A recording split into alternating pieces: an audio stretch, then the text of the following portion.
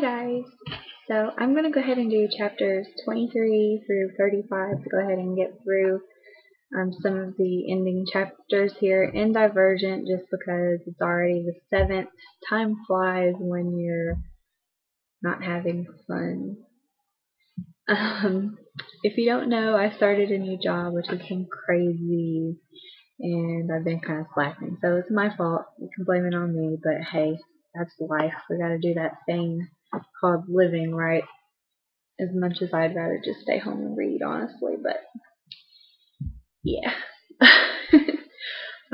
So since I am doing a big chunk, I'm just going to point out the key highlights that stood out to me instead of going through each individual chapter. Because one, I don't want to make this video 500,000 minutes long because it's such a big, huge chapter section, and two, I kind of just don't feel like doing it, honestly. So it's 8 o'clock at night, and now I've gotten used to going to bed at 9 o'clock because I have to get up at 6 o'clock to be at work at 8 because I have to drive. Okay, you don't want to know all that, but anyways, it's not going to be as detailed.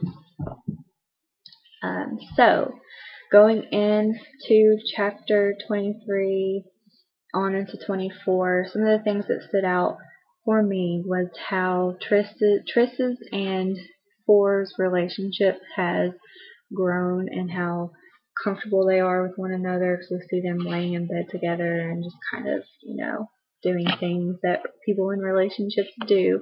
And as much as the book wants me to call him Tobias, I will not call him Tobias because he's always Four to me. He'll always be Four. Of course, we learn that his name is Four because he only has 4 fears in the simulation that everyone in Dauntless has to take part of. So, before I get into that, of course, Al ends up committing suicide.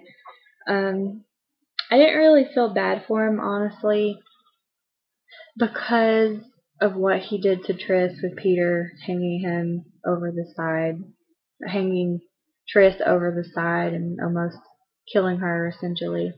I felt bad for him where Triss kind of let him down because she wasn't interested in him romantically, but at the same time, just because he is kind of that friendy type guy, I kind of feel sympathy for him because he did not win Triss's heart. But at the same time, what he did pissed me off. So I didn't feel anything when he did die. I felt it was messed up that it happened.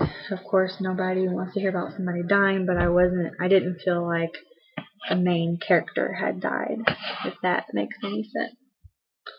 So, basically after that, the simulations are brought up again, where, of course, Triss is going to have to go through the final test or final simulation, which is to face her fears.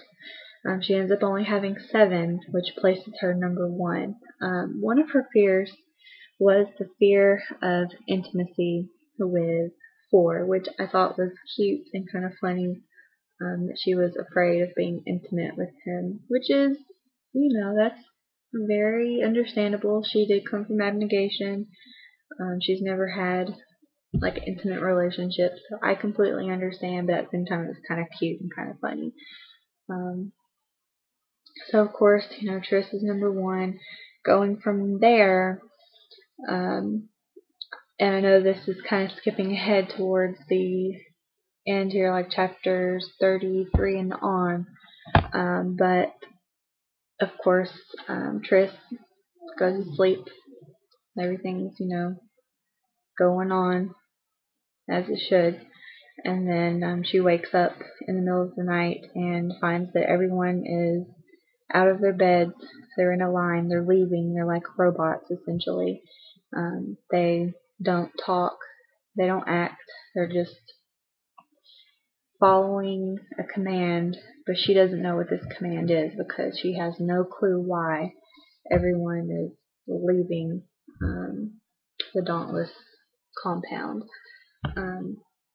Now, after she realizes that it's best for her to pretend to be like them, she, does her best to keep her eyes straight ahead. And like, this was terrifying. I was like, what is going on? I really did not expect at all for this part to happen.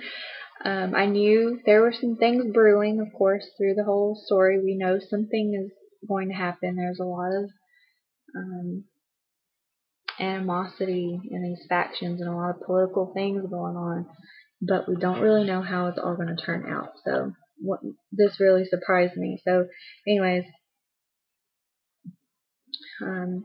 essentially the best way to explain it, you probably already read this, hopefully, if you're watching this, but of course everyone is following in this straight line. They're basically like warriors, and I don't have the chapter in front of me to see exactly who it is, but one of the commanders or something, I think it was Eric, actually noticed that Four and Triss were not like the others. They were not being as robotic as everyone else is.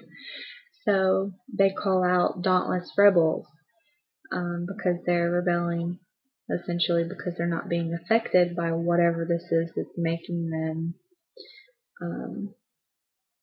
be robotic. So I'm not entirely sure, because like I said, I don't have the book in front of me to know exactly if it's announced why they're being robotic.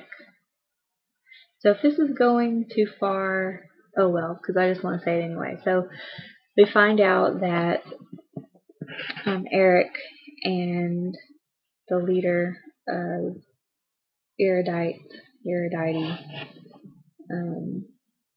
have kind of partnered together and such. And anyways, war is happening. So the people of Dauntless, the members and the people who are not yet members, are being controlled by basically this big computer thing and being told to kill abnegation. They've gone into abnegation territory. So very brutal. Very, very brutal. It's probably going too far into the last group of chapters, but I just wanted to put that out there because this will be the last video I'm making on this book. So with that being said, since it is the last video I'm making on this book, I just want to give it an overall final review. My last 2 cents is that I loved it. I can't wait for the second book. 2012 is too far away when it comes to me wanting to read the second book. The characters are amazing. The relationships were played out in a way that made me really care about what was going to happen to them, what was going to happen to the people of this new world that we're presented with. And the ending, Tori will do that video after this one about the ending, but just my final thought on it is I was not expecting what happened to happen at the ending, and I wouldn't have changed it though. It was very good. It wasn't one of those endings where I was like, oh my god, I can't believe the author did that. I thought that it was done really good. So I hope you guys have enjoyed it up to this point. I know this video is late, like I said, but hey, life. So also, last final thing, and I'm done. The Maze Finder. No, not the Maze Finder. The Maze Runner by some dude. I'm looking it up. This is hold music that you're hearing right now.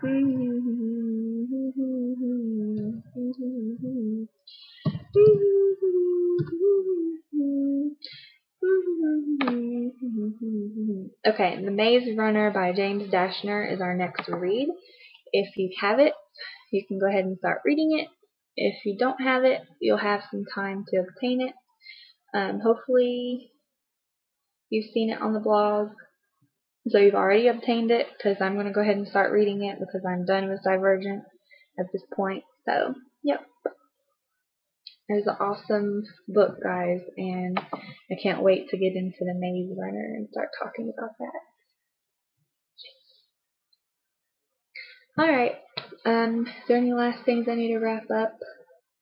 Probably just that the winners for the contest will be announced soon. If you did catch the last video I did, it was just saying that we were waiting a bit to get our funds, like me and Tori's personal funds, together so that we can ship it to the winners, whether or not they're in the United States or in the UK, whoever it is. That way we can make sure as soon as we know the winners, we can go ahead and ship out. It will be announced soon. Me and Tori are discussing that at this moment, so thanks for waiting for that. We just didn't want to delay. We didn't want to announce winners and then be like, okay, now you gotta wait a month to get it because we can't afford shipping right now. So thanks for being patient. Other than that, bye. Have a good week.